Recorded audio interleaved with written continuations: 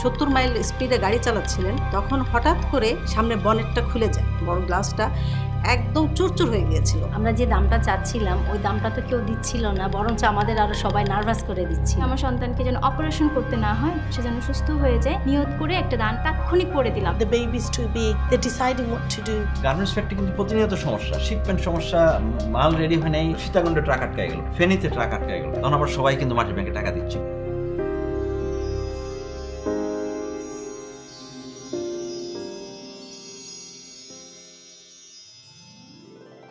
দান সর্বোত্তম মানবীয় গুণ। পৃথিবীর সব ধর্মে দানের গুরুত্ব নানাভাবে বর্ণিত হয়েছে। পরম প্রভু দাতাকে পছন্দ করেন, তাই যুগে যুগে মহামানবরা নিজেরা দান করেছেন, অন্যদেরকে দানে উৎসাহিত করেছেন। চারপাশের মানুষের দানকে সংগঠিত করে সৃষ্টির সেবায় ব্যয় করেছেন। দান অসহায়, দরিদ্র ও নিঃস্বদের জীবনে স্বস্তি আনার সাথে সাথে দাতার জীবনেও আনে অফুরন্ত কল্যাণ।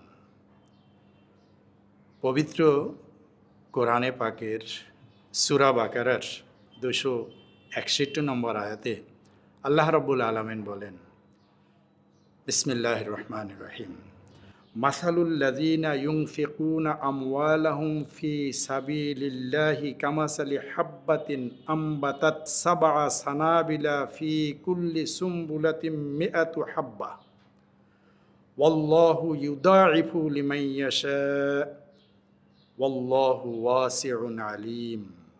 অর্থাৎ সৎ দান এমন একটি শস্য বীজ যাতে উৎপন্ন হয় 7টি শীষ, আর প্রতিটি শীষে থাকে শত শস্য দানা। আল্লাহ যাকে চান বহুগুণে প্রবৃদ্ধি দান করেন। আল্লাহ প্রাচুর্যময়, মহাজ্ঞানী। অর্থাৎ দাতা যা দান করেন প্রাকৃতিক নিয়মে তা 1000 গুণে ফিরে আসে তার কাছে। আমি মনে করি যে আসলে আমি ব্যক্তিগতভাবে তো বড় কিছু করতে পারবো না বা করার সুযোগও কম বর্তমান সিচুয়েশনে। সেখানে এখানে যদি আমি কিছু ডোনেট করতে পারি তাহলে আমার নিজের ভালো লাগবে। ঠিক এ কারণে উদ্বুদ্ধ হয়ে আমি কিন্তু মাটির ব্যাংক নিচ্ছি এবং নিয়মিত দিয়েও যাচ্ছি। তা আসলে কি এই দেওয়ার পরপরই আমি পরিবর্তনগুলো আমি দেখতে পাচ্ছি, এটা আসলে খুব উল্লেখযোগ্য একটা পরিবর্তন। আর মাটির ব্যাংকের ব্যাপারটা স্পষ্টই আমার কাছে ধরা পড়তেছে যে আগেও আমি ইনকাম করতাম, কাজ করতাম, আয় উন্নতি আসতো, কিন্তু এটা দেওয়ার পর থেকে মনে হচ্ছে আমার এটা বেড়ে যাচ্ছে, আসলে আয়টা অনেক বেড়ে যাচ্ছে আগের তুলনায়।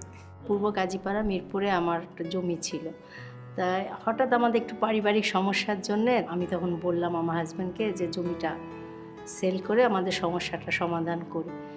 তখন আমি দেশে আসলাম, আসার পরে আমি অনেকজনকে বললাম, এবং কি দালালরা সবাই বলছেন যে এক এক কাঠায় আপনার 5 লাখের উপরে যাব না। আমরা যে দামটা চাচ্ছিলাম ওই দামটা তো কেউ দিচ্ছিল না, বরঞ্চ আমাদের আরও সবাই নার্ভাস করে দিচ্ছিল। সবাই বলে যে এইখানে গলির ভিতরে গাড়ি ঢুকবে না, জমি বিক্রি করতে পারবেন না, আপনার জমি আপনার পড়েই থাকবে। আমাদের দরকারই ছিল, খুবই আর্জেন্ট, কিন্তু সময়ও পার হয়ে যাচ্ছে, আমাদের 1 মাসের কাজ পার হয়ে গেছে। তখন শামীম বলছে আমাকে যে আচ্ছা আম্মা এক কাজ করি, যে মাটির ব্যাংকে নিয়ত করো, ইনশাল্লাহ দেখবে আমরা দাম পেয়ে যাব, তুমি যা আশা করছো। তা আমি বললাম ঠিক আছে, যদি 10 লাখ টাকা আমার এক এক কাঠায় হয়, আমি মাটির ব্যাংকের জন্য আমি 1 লাখ টাকা দান করব। আল্লাহর শুকর, আলহামদুলিল্লাহ, আল্লাহর কি অসীম কৃপা, মানে 10 দিনও যায় নাই, 1 সপ্তাহের কাছাকাছি খবর আসলো, শামীমকে ডাকলো যে এরকম আমরা জমি নিতে ইচ্ছুক হব, কাটাতে 10 লাখ টাকা করে দিব। 1 সপ্তাহের মধ্যে রেজিস্ট্রিও হয়ে গেল এবং টাকাও হাতে পেলাম। আমি মাটির ব্যাংকে দানও 1 সপ্তাহের মধ্যে করতে পেরেছিলাম, শুকর আলহামদুলিল্লাহ। দান যে শুধু প্রাচুর্য আনে তা নয়, বালা মুসিবত, ভয়, পেরেশানি, দুঃখ, কষ্ট দূর করে। আল কোরআনে সুস্পষ্টভাবে বলা হয়েছে, আল্লাযীনা ইউনফিকুনা আমওয়ালাহুম বিল্লাইলি ওয়ান নাহারি সিররাও ওয়ালানিয়াতান ফালাহুম আজরুহুম ইনদা রাব্বিহিম ওয়ালা খাউফুন আলাইহিম ওয়ালা হুম ইয়াহজানুন। অর্থাৎ যারা তাদের উপার্জন থেকে রাতে বা দিনে, প্রকাশ্যে বা গোপনে, সচ্ছল বা অসচ্ছল অবস্থায় দান করে, তাদের জন্য রয়েছে পুরস্কার। তাদের কোনো ভয় থাকবে না, থাকবে না কোনো পেরেশানি। ঋগ্বেদে বলা হয়েছে নিঃশর্ত দানের জন্য রয়েছে চমৎকার পুরস্কার। তারা লাভ করে আশীর্বাদ ধন্য দীর্ঘ জীবন ও অমরত্ব। বাইবেলে আছে সাহায্যের জন্যে গোপনে বাড়িয়ে দেওয়া তোমার হাতকে প্রভু দেখেছেন এবং এজন্যে তোমাকে প্রকাশ্যে পুরস্কৃত করবেন। আমার দিনের শুরু হচ্ছে, আমি প্রথমে সকালবেলা আমি ঘর থেকে বের হওয়ার আগে রেগুলার আমি মাটির ব্যাংকে দান করে তারপর ঘর থেকে বের হই এবং মাটির ব্যাংকে দানটা করিয়ে আমি এই কথা বলি যে আল্লাহ আপনি আমার 70টা অকল্যাণের দরজা বন্ধ করে দেন। তো এই নিয়মিত যে দানের আমার একটা অভ্যাস, মানে এই দানটা না করে আমি আসলে কখনোই ঘর থেকে বের হই না। তো এই দানের কল্যাণেই আমার সংসারে বা আমার ব্যক্তিগত জীবনে আমি অনেক অনেক প্রাপ্তি আমার হয়েছে। তার মধ্যে আমার হাজব্যান্ড একদিন সিলেট থেকে ফিরছিলেন তার প্রাইভেট কারে করে, সঙ্গে আরও 3 জন প্যাসেঞ্জার ছিল। যখন নরসিংদীর হাইওয়েতে 70 মাইল স্পিডে গাড়ি চালাচ্ছিলেন তখন হঠাৎ করে সামনে বনেটটা খুলে যায় এবং গাড়ির সামনে যে গ্লাস, বড় গ্লাসটা একদম চুরচুর হয়ে গিয়েছিল। আল্লাহ শুকরিয়া যে 4 জন প্যাসেঞ্জার যে সেখানে ছিল গাড়িতে, তাদের গায়ে একটা চুলের আঁচড়ও লাগেনি। তারা পুরোপুরি সুস্থ ছিল এবং সেই গ্লাসটা লাগিয়ে তারা সুস্থভাবে ঢাকার উদ্দেশ্যে রওনা দেন। আমার ছোট ছেলেটার বয়স যখন 8 মাস ছিল তখন ও ঘুমের মধ্যেই খাট থেকে পড়ে যায়। পড়ে গিয়ে মাথায় প্রচণ্ড আঘাত পায়। একদিন পর থেকে খেয়াল করি তার মাথার ডান পাশটা একদম একটু একটু করে ফুলতে শুরু করে। তারপরে 3 দিনের মধ্যে এটা পুরোপুরি ফুলে মানে 2টো মাথার সমান হয়ে গেছে, মানে ব্লাড জমে গেছে। আমি তখন টেনশনে পড়ে যাই। ফার্স্টে ওষুধ খাওয়াই, ওষুধ খাইয়ে দেখি কোনো কাজ হচ্ছে না, পেন কমছে না, প্রচণ্ড পেন করছিল এবং খুব কান্নাকাটি করছিল। পরে আমি শিশু হাসপাতালে ওখানে একজন সার্জারি ডাক্তার দেখালাম। তো ডাক্তার ফার্স্টে দেখিয়েই বললো যে এই ধরনের সমস্যাগুলো সাধারণত অপারেশন ছাড়া ভালো হয় না। তো উনি বললেন যে দেখেন অপারেশন করে ফেললেই ভালো। আমিও ফার্স্টেই তাকে বললাম যে এত ছোট বাচ্চা যেহেতু আমি অপারেশন করাবো না। তো উনি বললো দেখেন আপনি 7 দিনের জন্য ফলো আপ করেন, আমরা একটা পেন কিলার দিচ্ছি যেন পেনটা না হয়, যেহেতু বাচ্চা পেনের কারণে খুব কষ্ট পাচ্ছিল। তো বললো 7 দিনের মধ্যে যদি ভালো না হয় বাচ্চাটাকে অপারেশনই করাতে হবে। আচ্ছা ঠিক আছে, আমরা ডাক্তারের সাথে কথা বলে বাসায় চলে আসলাম। আমার হাজব্যান্ড একটু চিন্তিত হয়ে গেল এবং ফ্যামিলি সবাই এটা নিয়ে খুব চিন্তিত ছিল। সবাই বলছে ঠিক আছে ডাক্তার যখন বলছে অপারেশন করে ফেলো। আমার আত্মবিশ্বাসটা ছিল অনেক বেশি, কারণ আমি তো নিয়মিত মাটির ব্যাংকে দান করছি, অবশ্যই স্রষ্টা এর মধ্য দিয়ে সুফল একটা আমাকে দান করবেন। তো আমি শুধু তার মাথার এই কষ্টটার জন্য নিয়ত করলাম যে স্পেশালি স্রষ্টা তুমি আমার সন্তানকে যেন অপারেশন করতে না হয়, সে যেন সুস্থ হয়ে যায়, নিয়ত করে একটা দান তাৎক্ষণিক করে দিলাম। এরকম না যে সেরে যাবে তারপরে আমি দান করবো। শুকুর আলহামদুলিল্লাহ যে 7 দিনের মধ্যেই, মানে 7 দিন পূর্ণ হওয়ার আগের দিনেই আমি খেয়াল করলাম যে পুরোটা একদম বসে গেছে, ফোলাটা চলে গেছে, ব্লাডগুলো চলে গেছে। এবং সেই সার্জারি ডাক্তারের কাছে আমি আর বাচ্চাটাকে নিয়ে যাই। আমার বাচ্চাকে তো দেখছেন দিব্যি প্রাণবন্ত একটা বাচ্চা।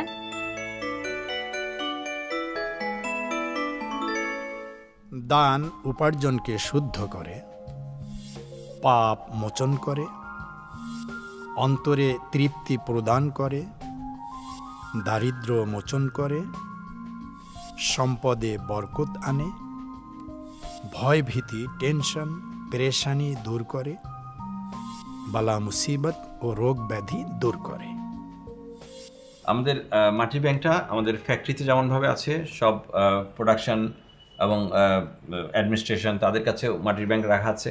এবং আমাদের এখানে আমাদের অ্যাকাউন্টসে আমাদের এখানে যত ফ্লোর আছে, ফ্লোরের সব জায়গায় মাটির ব্যাংক রাখা আছে। এবং যখন যার মনে হবে তার নিজের সমস্যা বা ফ্যাক্টরির কোনো কিছু মনে হচ্ছে বা তার কোনো একটা জিনিস সমস্যা হচ্ছে যেটা নিডস সলিউশন, সমাধান খুঁজে পাচ্ছে না, তখন কিন্তু মাটির ব্যাংকটা সহায়ক ভূমিকা পালন করছে। একটা তো হচ্ছে কাজ যা আমি করলাম তাই করলাম, কিন্তু ওই যে মাটির ব্যাংকে যে 100 টাকা দেয়া, এটা যে একটা ফল পাওয়া যাচ্ছে, যারা কোয়ান্টাম গ্র্যাজুয়েট না তারাও কিন্তু এটার থেকে সুফল পাচ্ছে। মোস্ট ইন্টারেস্টিং হচ্ছে এটা। এবং ফ্যাক্টরির ভিতরে বিভিন্ন ব্যক্তিগত সবারই সমস্যা থাকে, ব্যক্তিগত সমস্যা কেউ 10 টাকা 20 টাকা দিচ্ছে, এটা তো আমাদের এখানে আমরা বলছি ভাই তোমরা যদি কিছু ভালো নিজের ফ্যামিলিতে প্রবলেম থাকে দাও, এখানে দাও, এটা আমাদের সামগ্রিকভাবে আমরা অনেক কাজে আসবে। তুমি রাস্তায় 10 টাকা 5 টাকা ফকিরকে দিবা, সেটা কোনো প্রাতিষ্ঠানিকভাবে কোনো দেশের কোনো উপকার আসবে না। এটা উপকার আসবে তখনই যখন আমি মাটির ব্যাংকে দেবো। আমাদের ফ্যাক্টরিতে প্রতিনিয়ত সমস্যা, ওয়ার্কার গণ্ডগোল, অ্যাডমিনিস্ট্রেশন লোকেরা যায় 100 টাকা দিচ্ছে, ভাই আজকের ওয়ার্কার গণ্ডগোল যেন না হয়। মানে এটা এত ইন্টারেস্টিং। শিপমেন্ট সমস্যা, মাল রেডি হয় নাই, চিটাঙ্গে ট্রাক রওনা দিল, চিটাঙ্গে পৌঁছাচ্ছে কিনা, এটা কিন্তু একটা চিটাগাং কখন বলতো সীতাকুণ্ডে ট্রাক আটকায় গেল, ফেনীতে ট্রাক আটকায় গেল, বাট আমার মানে we are missing by 1 hour।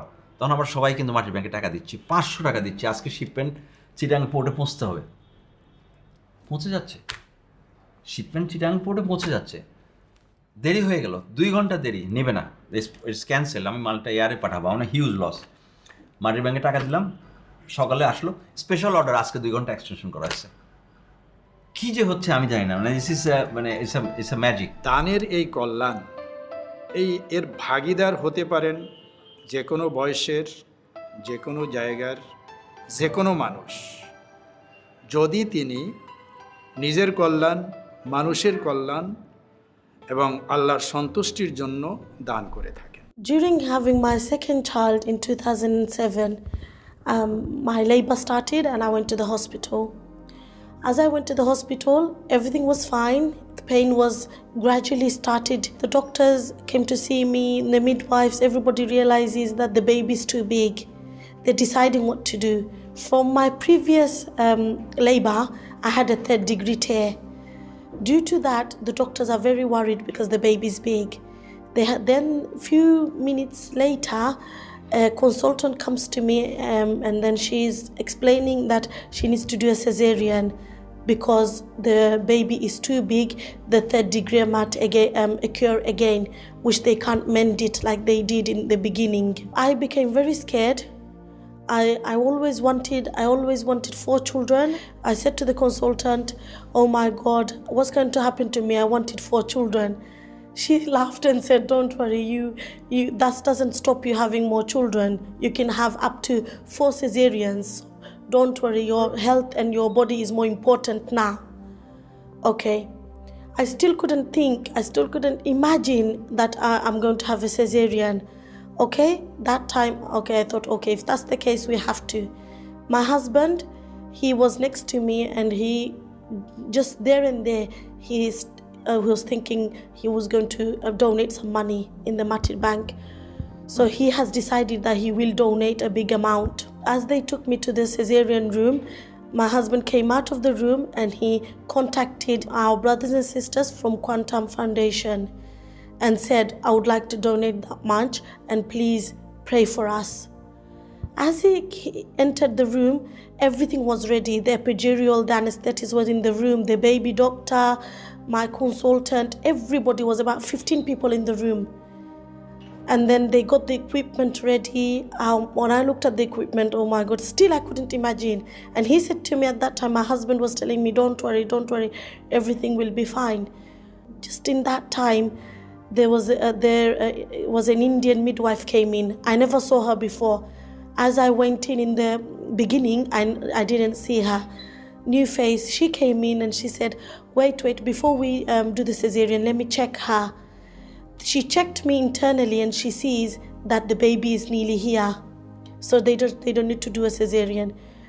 She made me understand. She spoke to me positively and said, don't worry, the 3rd degree won't occur again. We will deliver the baby by forceps.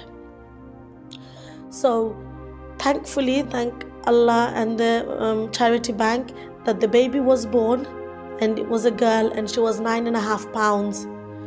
So a big baby, and it was born normally. It was a normal delivery. So I would like to thank Guruji for introducing such an amazing charity called Matir Bank to us. তবে দান করার আগে কোথায় দান করছেন তা কিন্তু ভাবতে হবে আপনাকেই। কারণ অর্থদান করলেই দাতার দায়িত্ব শেষ হয়ে যায় না। গ্রহীতা সেই অর্থ দিয়ে ভালো কাজ করলে তা দাতার জন্য সদকায়ে জারিয়া হিসেবে গণ্য হয়। আর গ্রহীতা সে অর্থ বাজে কাজে লাগালে সে পাপের ভাগীদার হওয়া থেকেও দাতা রক্ষা পায় না। শিশু কানন দেখতে যেয়ে আমি একটা বিরাট কিছু এখানে পেয়ে গেলাম। আমি যতই দেখছি ততই মুগ্ধ হচ্ছি। একটি কারণে সেটা হলো যে 600-700 অনাথ শিশুদের এখানে মানুষ করা হচ্ছে। যেহেতু মাটির ব্যাংকের টাকা দিয়ে এই শিশুদেরকে লালন পালন করা হচ্ছে, সেহেতু যদি মাটির ব্যাংকে আমি প্রতিদিন 1 টাকাও রাখি, তাহলে আমি চোখ বন্ধ করে দিনটি শুরু করলাম সহস্র মানুষের, প্রায় সহস্র মানুষের উপকারের ভেতর দিয়ে। রেওয়াজ চালু করে দিলাম সেটা হলো যে মাটির ব্যাংকে টাকা না রেখে আমি নাস্তা করব না। এবং আমি নিশ্চিত হয়ে গেলাম যে কথাটা, সেটা হলো যে আমি সহস্র মানুষের উপকার করে দিন শুরু করছি। যে কথাটা না বললেই নয়, সেটা হলো যে এই কর্মটি শুরু করার পর থেকে মানসিক প্রশান্তি বেড়েছে আমার অনেক, পারিবারিক শান্তি তো এসেছেই, আর কর্মজীবনে আমি আর কখনো পেছন ফিরে তাকাইনি। আর পেছন ফিরে তাকাতে হবেই বা কেন? মহান সৃষ্টিকর্তা তো সৎকর্মের সঙ্গে আছেন। যে লোকগুলো প্রতিদিন সহস্র মানুষের কল্যাণের মতো একটি সৎকর্ম করে দিন শুরু করছে, তার তো কল্যাণ হতেই হবে, তাই না? আমাদের দেশে অনেক সংস্থা আছে যে দান সংগ্রহ করে ভালো কাজ করছেন। তাদের মধ্যে একটি এই কোয়ান্টাম ফাউন্ডেশন। আপনারা এর হালে দাঁড়িয়ে যে বসে আছেন গুরুজি, যাকে সবাই শ্রদ্ধা করেন, তিনি এই দান সংগ্রহ করে এমন এমন কাজে অংশগ্রহণ করছেন যা ভাবলে সত্যি বিস্মিত হতে হয়। আমার একবার লামায় যাওয়ার সুযোগ হয়েছিল।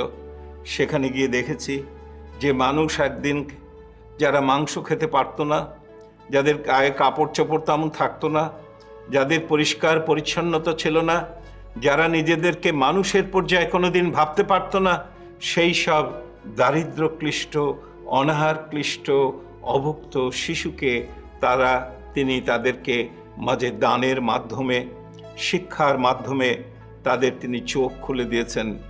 তারা নতুন আলো পেয়েছে।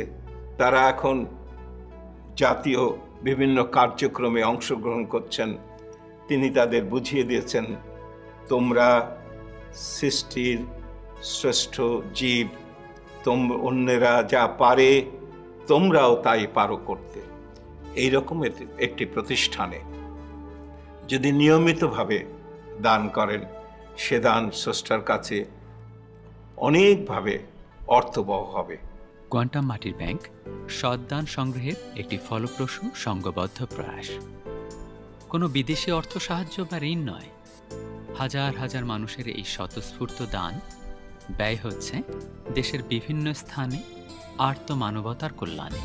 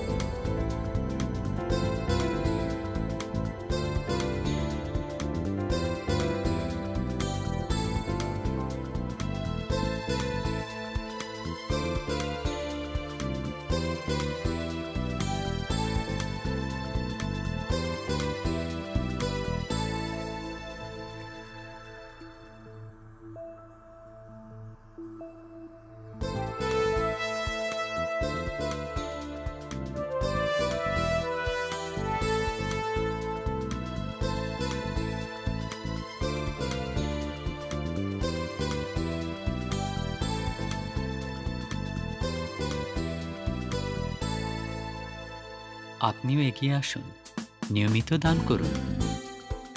পরিবারের ছোট বড় সবাইকে দানের টাকা মাটির ব্যাংকে রাখতে উদ্বুদ্ধ করুন।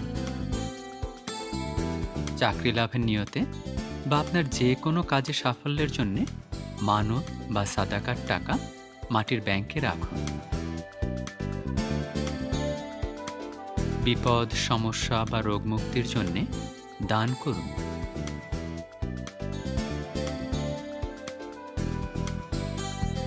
পরীক্ষা বা ইন্টারভিউ দিতে যাওয়ার আগে দানের টাকা এখানে রাখুন।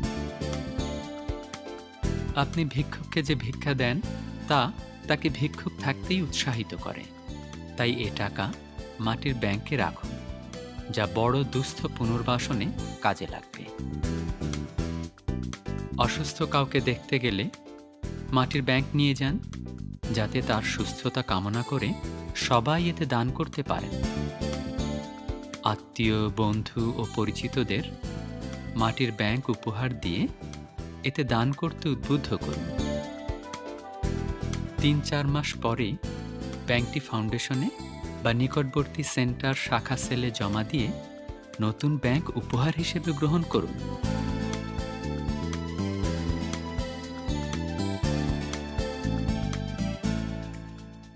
যত অল্পই হোক নিয়মিত দান করুন।